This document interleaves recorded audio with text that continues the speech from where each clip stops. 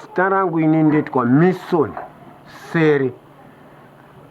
Kwandakabvawo ndakangotorwawo nchibva ndaenda kuHarare kutaundi Sport City Bar, ndio kwandakazohwinawo. Pekutanga ndakadyiwa naWilliam Masvino, kechiri ndakaenda ndakadyiwa naWilliam Masvino, kechitatu ndio kwandakazonohwinawo. Ndahwinawo nchibva ndanzi uri kupiwa good mari yacho yandakapiwa ndakangopiwa iri $50. $50 ndio pandanzi neimba yawo chawana kuAirport akuruwa ndio kunemba yako nemotikari karori ka Donfen kari panze apo karori. Asi hangu ina hana kuzviona kasi zvaingotaurwa imo mandakahwenera, asi ini hangu hana kuzviona. Mari ndio yandakangotambidzwa. Nawo pano ndiri muzukuru mukuru, ndiri kwasere, muzukuru kwasere. Ndikushupikawo ndibatsirewo hama dzangu. Kana kuSouth Africa kupi nekupi vanhu vari kungondibuditsa mapictures angu zvaenda kupi nekupi, mapictures angu aenda. Mr. Ugly Zimbabwe Mison Sere. Vanondiziva ndotondiziva vari ikoko, but kuno hapana kana chandiri kuwana. Kana chandiri kunzi kusiko kunzi bato wakadai ugamuchira wakadai handina.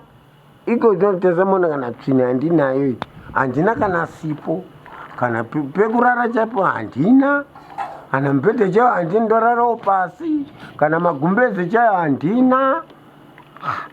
Toshupisa usekuru wangu ndio anotonditsvagirawo muriwo, ndio anotonditsvagirawo hupfu hwokudya. Chichacho handina, ndingoriwo munhu. Hembe chadzo ndinotoita kupiwawo, kutopiwawo nevamwe vanhu, upfekawo ichi, upfekawo ichi, upfekawo trouser, upfekawo boots, asi handina anondiyamura. Ikono ndakakuwara gumbo iri, ndakangodonha gumbo riva ritanga ng'ondo. Nanhasi ndine 7 years negumbo iri, handikwanisi kufamba. Ndinofamba hangu mchana wapo neapo, asi ndakatokuwara. Ndikumbiro nyika yeZimbabwe pane dava nerudo neni mundiono.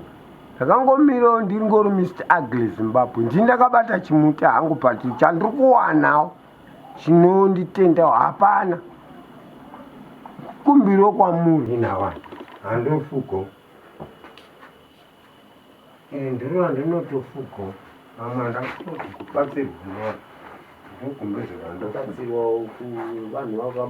ndogumbezi wanira mina re ndio randinare nandorara pa nandorara vana vamubatsiro magumbezi wayo asudu kutenga kwangu nayo asona kwatungu. Ini ndinonzi Nomeni Bepe, ndiri baba waMison Sere. Chikumbiro changu chachiri chekuti dai avanawo vanomubatsira kana akaitawo maproject akungawe kana kuchengeta huku, sezvo sekuru wake wane yadhi yakati kurei, kana ingave tuckshop, kana vemacorporates vanenge vachida kushanda naye vawanikwa vachimubatsirawo kuti upenyu hwake huende mberi, sezvo ari munhu akaitawo mukurumbira but haana chainacho. Ndinoti ipapo wakakanganisa, nekuti dai wakamupawo zvaakanga ashanda ndofunga dai upenyu hwake huri pamberi. Asiri kunetseka zvaari kuita izvi, nekutoti dai pasina sekuru wake kurarama kwacho kwaitonetsa. Sekuru wacho zvavanenge vaparaparawo plus sekuru wacho havashandi futi, saka tikumbirawo kuti awanewo zvekuita. Ndinonzi Sere, ndikutamburawo nomuzukuru wangu anonzi Mison Sere, because ndikumuchengeta panapa.